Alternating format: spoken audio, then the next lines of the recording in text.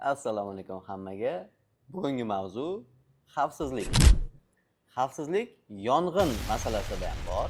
Ya'ni yong'in xavfsizligi uchun har xil datchiklar va santexnika mavzusida ham bor. Va bugungi mavzuyimiz santexnika sohasidagi xavfsizlik haqida bo'ladi. Neptun suv toshiga qarshi tizimi.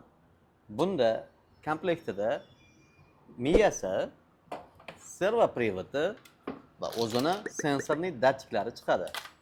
Bular nima vazifani bajaradi? Birinchisi, sensori suvni aniqlash uchun yordam beradi. Ya'ni polda suv bormi, yo'qmi?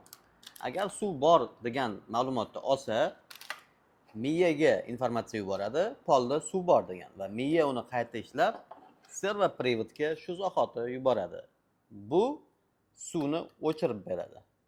Suv o'chgandan keyin sizni cho'nchagingizga 10 ming dollardan oshiq bo'lishi mumkin bo'lgan zararni oldini oladi. Podolizda, agar uchastka bo'lsa, podolizdagi suv toshqinini oldini oladi.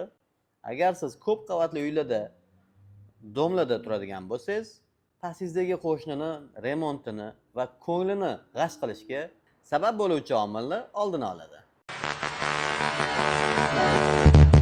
Bu tizim Rossiyada ishlab chiqarilgan bo'ladi.